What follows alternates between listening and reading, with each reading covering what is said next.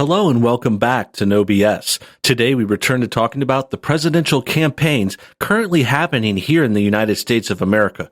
Specifically, we're turning back to talking about none other than former Vice President Joe Biden. He's had some very interesting moments in his run this year, and this time we're talking about another one. We've got a very interesting, very telling situation we're about to go over. Basically, what happened was Joe Biden had a little press conference thing, but at the end, he literally walked away and refused to take any questions. Like, reporters thought he could have a little follow-up, like is typical in these kinds of situations. Like, for example, when President Trump speaks, he gives out a few talking points. He talks about what he wants to say, and then he takes questions from the audience. That's why the reporters all show up there. That's why they get paid. They're pressed to follow these campaigns and get them questions. And that's also part of the American system, like reporters asking questions of the people in power, the citizens getting the response, getting to watch it at home, making our decisions. That's what our country was founded on. But right now, recently, Joe Biden's not a big fan of that. And I think everyone knows why. It's pretty obvious.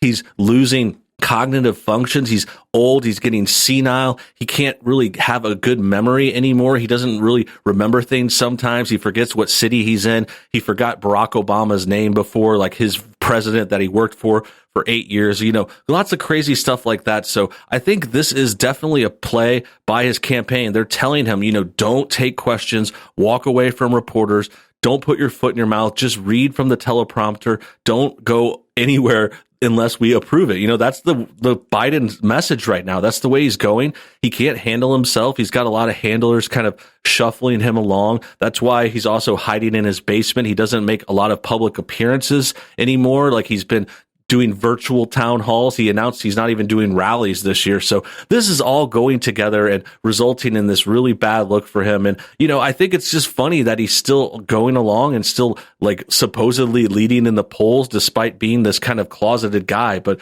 we're going to get more to that soon. We're going to talk about it. We're going to show you the clip and talk about the story, get into an article and all that. But first, let's take a quick moment to check out our sponsor. The radical left, celebrities, athletes, and Hollywood, they've all recently become very public when they announced their hatred and intent to defund the police.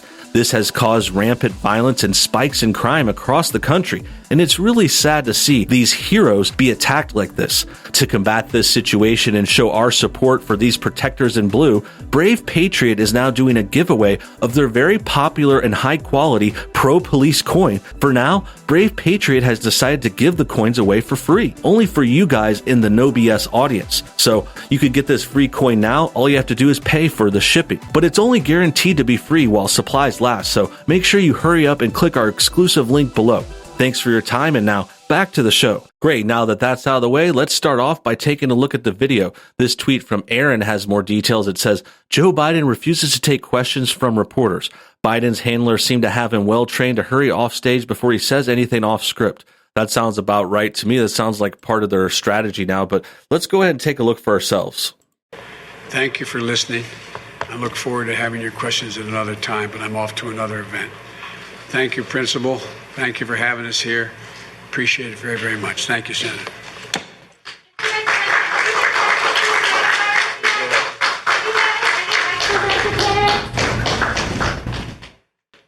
Okay, that's it. He seems like really low energy and sad. Like he might want to talk to people. Like he just seems like he's beaten. Like he's defeated and just really, really negative. Like I kind of feel bad for the guy. I've said this before, but if he really had a good family member or some people supporting him, they would take him out of this. Like he should be at home resting. He does not need to do this. He's 77, going to be 78 by November. And this guy is ready to retire. I mean, he should be going home and hanging out with his family, get a hobby, maybe write a book or do something else, very chill. But he doesn't need to be walking around, trotting around all these events and stuff. And then, he says he'll take the questions later at the end. We'll take questions on another day because he has to rush off to another event. That's bogus, dude. He's not doing a lot of events. He barely even comes out once a week.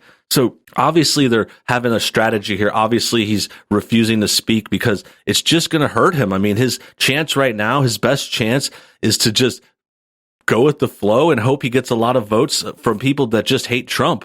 Everyone that's voting for Biden is just people that really, really hate Trump. There's no Biden reason. Like there's no campaign slogan. Like he doesn't have a plan. Like this event was him giving a speech about the virus and plans to stop the virus. But it's like, dude, you guys had a virus problem yourself during the Obama era. Like you had 8 years to come up with vaccines and ways to solve this and stuff, but they never did anything. They just let China get bigger and worse.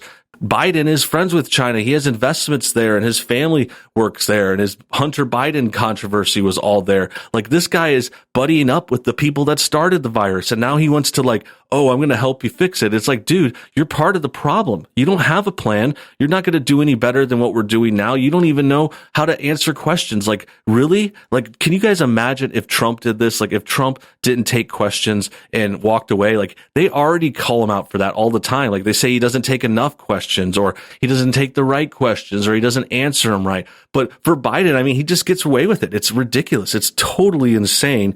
And it just goes to show that he's not fit to be president. This guy is not fit to be the leader of a McDonald's chain. Like he couldn't run a restaurant or drive a bus to school. He couldn't take kids to school. Like this guy can't handle the world politics that are about to be put on him. If he wins, God forbid, you know, this guy is just going to be a puppet. His vice president candidate is going to take over the office after a few months if he wins, God forbid. But that's just the way it's going to play. And that's why it looks so bad right now. Next, we got this article with more details. We're going to talk about the story a little more. It says, Joe Biden takes no questions on his new policy. Let's see what they have to say. Joe Biden once again took no questions from the press Tuesday as he rolled out a plan to expand services for the elderly and children during the pandemic. Thank you for listening, and I look forward to having your questions at another time, but I'm off to another event, Biden said. After speaking for about 23 minutes at a school in Delaware, it's unclear where the presumptive Democratic presidential nominee was heading. The former Vice President, 77, last month took questions at a rare press conference, calling a reporter a lying dog face when he was presented with the question about whether he's suffering a cognitive decline. So that was his last mess up. Biden said Tuesday that as president, he would ensure 3- and 4-year-olds get free preschool and would cap the portion of income most people spend on childcare at 7%. So right here, I mean, there's a lot to say already. First of all, it's like, yeah, where was he going? No one knows what his other event was like. What was he doing? Like, it's pretty easy to get a schedule from these kinds of leaders. Like usually Trump will give his schedule to all the press and they know each event and place he's going throughout the day. But Biden didn't have another event. Like we surely didn't see it on TV or anything. Like if he had something else to go to, like where was it? Who saw him? You know, like I guess he could have like a private meeting or a staff thing or something, but then that just doesn't work either because he makes his own meetings and schedule. Like he should have been able to schedule in some questions with the press. I mean, that's pretty important and it makes him look bad not taking them. But I guess the thing you got to recognize is it looks bad not taking them. But I think the point here is he would look bad if he took them too. He'd probably look worse. That's the thing. That's what you got to consider. I mean, that's why else would they take this? They had to know that not taking questions looked bad. But then on top of that, they knew it wasn't as bad as the way he would just make himself look bad. Like this line says, he called someone a lying dog face in a previous interview. That's like his last chance of taking questions. And that was a month ago. And now we're here and we got nothing. And all we got is some empty promises, free preschool, talking about taking care of the elderly and the young in response to this pandemic. I mean, it's just a load of crap. Biden said he would deploy an extra 150,000 community healthcare workers to support elderly people. The way we pay for it is by rolling back unproductive tax cuts. Some of the $2 trillion tax cut the president put through, Biden said. Donald Trump fails the most important test to be the American president, the duty to care for you, for all of us, Biden said. Well, I would counter that with saying the president's doing pretty good. Like the country is still kicking. There's been problems. Surely we've had this foreign virus invade us from a enemy country in the Far East. Like, yeah, that was an issue. But I mean, why do they always have to imply like there's some magic solution? Like what were we supposed to do to stop that? Like there's no force field we could have put around the country to make sure no virus comes in. Like there's no miracle cure we can get from another planet with some magic ingredient that we don't have on this earth.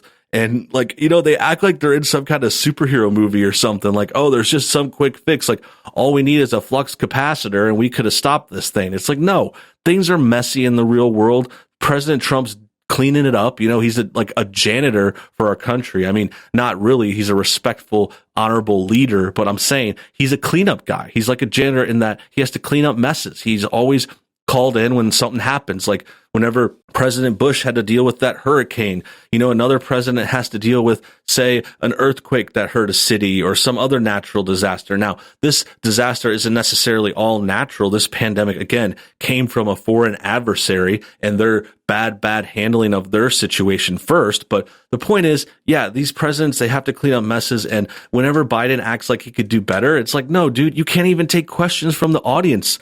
Like, you can't even interact with people. You can't even have press conferences. Like, you're just a total joke. And the next thing to point out before we go is he's talking about raising taxes. Like, come on. This guy is saying he's going to roll back unproductive tax cuts. You know what that means? That means if you don't have tax cuts, you're going to have tax increases. So he's going to raise taxes to pay for elderly people's health care. Now, that sounds pretty noble, helping elderly people. That sounds fine. But if we're going to have to pay a lot more taxes to do it, I mean, that's questionable. I don't want our taxes raised for any reason, really. I love kids and I love the elderly as much as the next guy, but this is a promise to raise our taxes, to give us more payments to these kinds of healthcare, these kinds of charity cases. Biden just wants to collect more money, and he basically thinks he can spend our money better than we can. Like that's what these Democrats are implying. They have this kind of idea that they're going to tax us more, and then they're going to send that money to places that they think are more important, and we don't really have a say. Once they get our taxes, we lose control. I mean, we have a say in who we vote for, and we could try to influence our politicians, but that's a long-term solution to this short-term thing. Like once the politician's in there, Biden's going to have 4 years to mess up everything. And I think he could destroy the whole country. I think if we have another Democrat like him in charge, we're never going to have conservatives in charge again. That's for certain. And then the next thing is we're going to turn full socialist. He's going to let all these Bernie people take over. He's already pandering to the far left. And we're really going to have a very, very bad situation on our hands here. So I think it's very important that we all consider this and remember that Biden's acting this way. He's promising increasing taxes and refusing to take questions. And that's just very, very bad look for me. That about wraps things up. I hope you guys enjoyed today's video. Make sure you comment your thoughts on everything below. Also hit that like button if you're new. Subscribe if you haven't seen this channel before. And check out our second channel sometime. NoBS News has extra videos every week as well. And we do some live streams on there too. So check it out. Have a great day. See you on the next one.